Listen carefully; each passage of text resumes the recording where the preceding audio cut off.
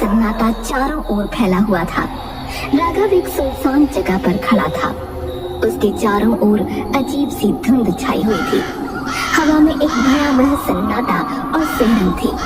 अचानक उसे कुछ आवाजें सुनाई देने लगी, जैसे कोई उसे नाम लेकर बुला रहा हो।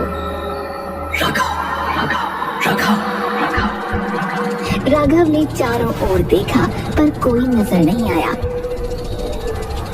वो आगे बढ़ा तो देखा कि चारों ओर तांत्रिक विद्या के सामान बिखरे पड़े थे। वहाँ एक तांत्रिक बैठा था जिसकी आंखें बंद थीं। वो मंत्र बुदबुदा रहा था। अचानक एक काली शक्ति प्रकट हुई और उसने राघव का हाथ पकड़ लिया। राघव, राघव, अब समय आ गया है, आ गया है। कौन हो तुम? मुझे सुनो। राघव ने डर के मारे जोर से हाथ छुड़ाया और वहाँ से भागने की कोशिश करने लगा, पर उसके पैर मानो जम से गए थे। तभी उसके पिता मुकेश ने उसके कंधे पर हाथ रखा। वो झिझक गया। दूसरी तरफ से उसकी माँ किरण भी आ गई। राघव बेटा, क्या हुआ? डर मत, हम तेरे साथ हैं। हाँ बेटा, डरने की कोई बात नहीं है। ये काली शक्तियाँ तेरा कुछ नहीं बिगाड़ सकती। नहीं, ये काली शक्तियाँ तुम दोनों को मार डालेंगी।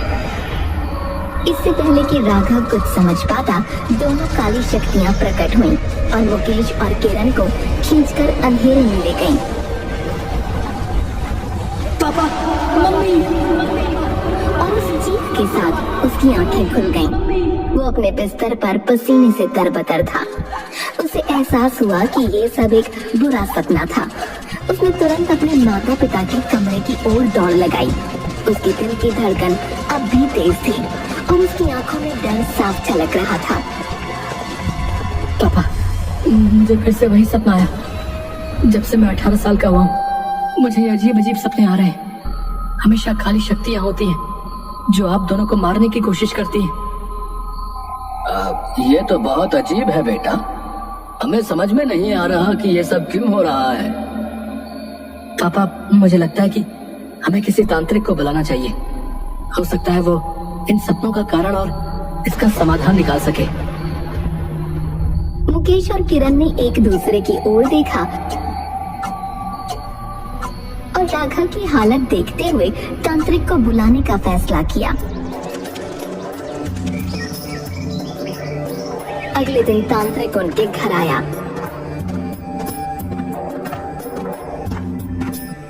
राघव ने उसे देखते ही पहचान लिया। ये वही तांत्रिक था जो उसे सपने में दिखाई देता था। राघव का चेहरा डर से पीला पड़ गया।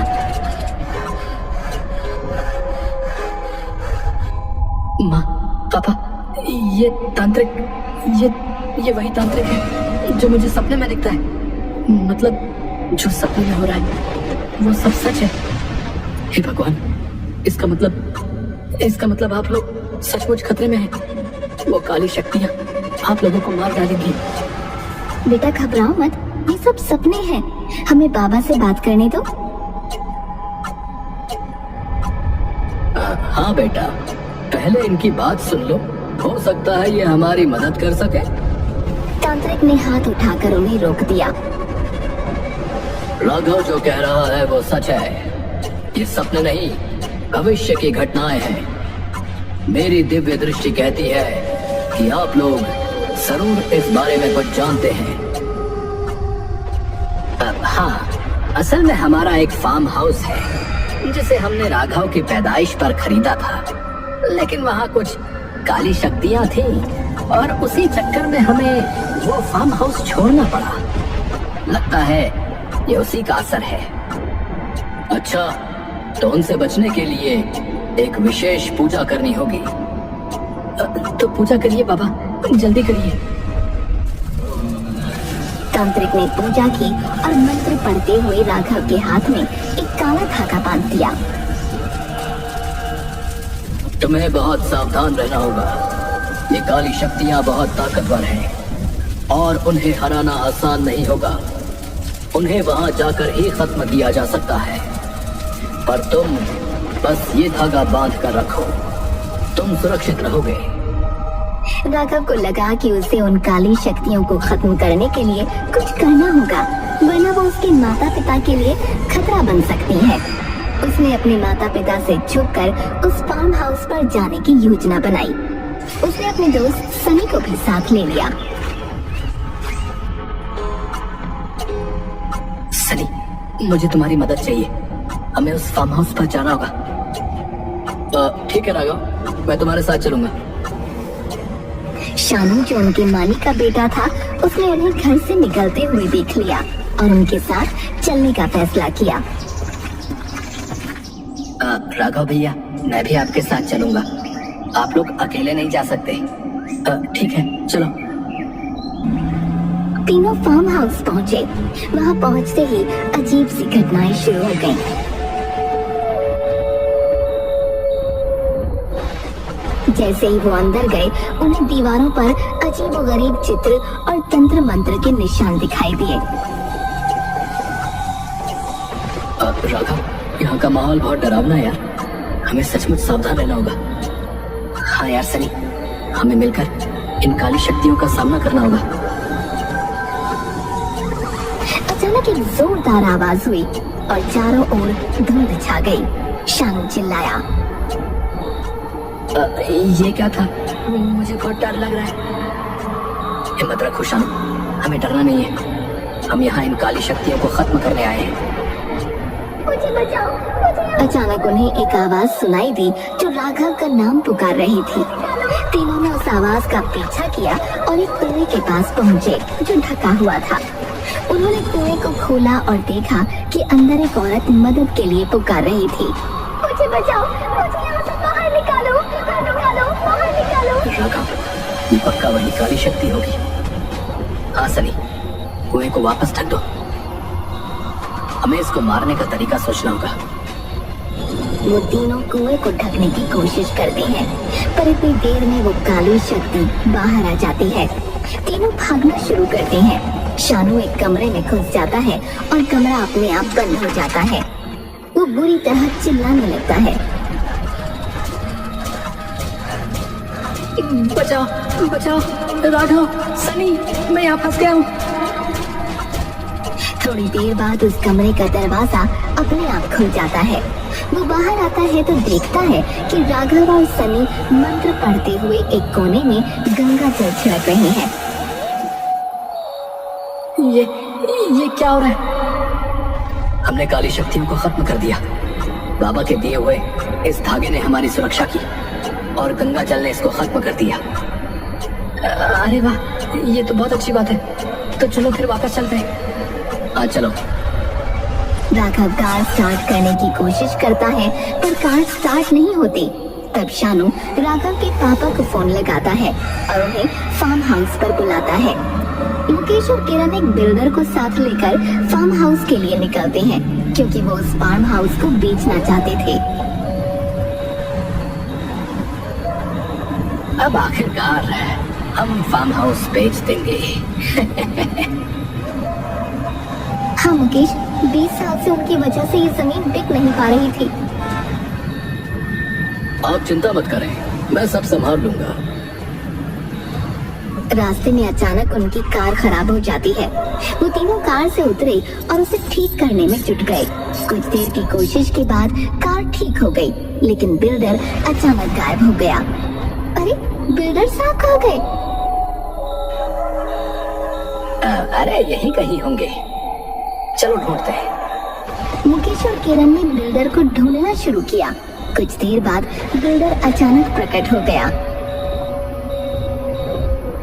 अब मुझे माफ करिए, मैं पानी ढूंढने चला गया था। पानी तो कार में रखा है।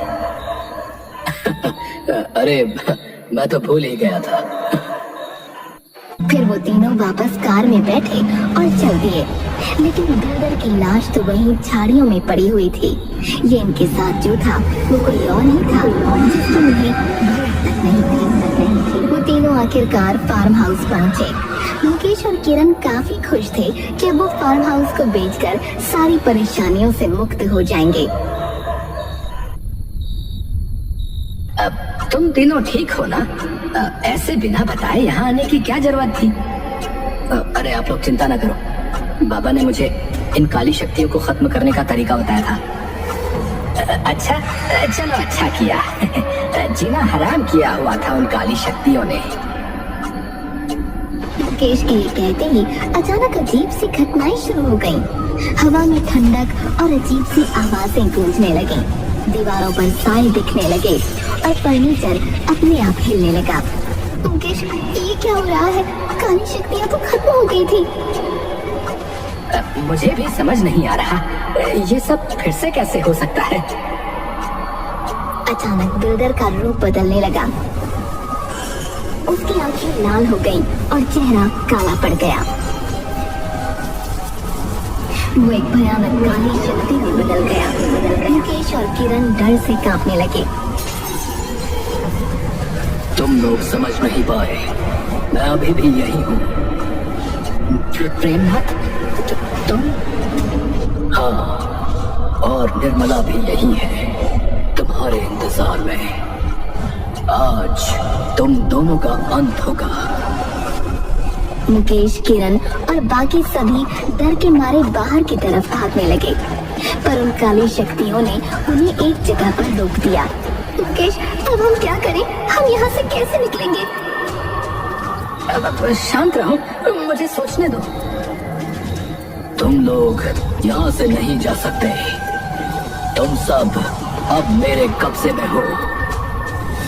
काली शक्ति के भयावह रूप से सदमे मुकेश और किरण को एक और झटका तब लगा जब राघव ने गुस्से में चीखते हुए कहा, तुम दोनों कहीं नहीं जा सकते। अरे राघव, ये तो क्या बोल रहा है? मुझे सारी सच्चाई पता चल गई है। बाबा ने मुझे चुपके से बताया था कि आप लोगों ने कुछ गड़बड़ की है, और बाकी सब मुझे यहाँ आकर पता चला कि ये काली शक्तियाँ कोई और नहीं बाकी मेरे असली माता पिता हैं, जिन्हें आप दोनों ने प्रॉपर्टी के लिए मार डाला था। आप लोग मेरे असली माता पिता नहीं बल्कि चाचा चाची हो, या यूं कहो कि चाचा चाची के नाम पर कलंक हो। राघव की बात सुनकर मुकेश और किरण का चेहरा पीला पड़ गया। वो उसे समझाने की कोशिश करने लगे। अब राघव, अब तुम्हें गलत फहमी हो रही है। हमें छोड़ दो, हमने कुछ गलत नहीं किया। हाँ राघव, तुम हमारी बात समझने की कोशिश करो। राघव ने उनकी बातों पर ध्यान नहीं दिया और बोला, मुझे पता था कि शानू आपका चमचा है, इसलिए मैं उसे लेकर आया और उसे ऐसा दिखाया कि काली शक्तियां खत्म हो गई हैं, ताकि वो आपको बताए और आप यहाँ भागे चले आओ। राघव के खुलासे के बाद दोनों काली शक्तियों ने अपना असली रूप प्रकट कर मुकेश और किरण को घेर लिया। तुम दोनों ने हमारे बेटे को हमसे छीन लिया और हमें मार डाला। अब हम तुम्हारा वो हश्र करेंगे कि तुम न इस दुनिया के रहोगे न उस दुनिया के। तुमने एक बच्चे से उसके माँ बाप और माँ बाप से उसका बच्चा छीना, इसकी सजा तुम्हें जरूर मिलेगी, जरूर मिलेगी। मुकेश और किरण दर्द और डर में चिल्लाने लगे। काली शक्तियों ने उन्हें मारना शुरू कर दिया। जब मुकेश और किरण मरने वाले थे तब राघव ने कहा,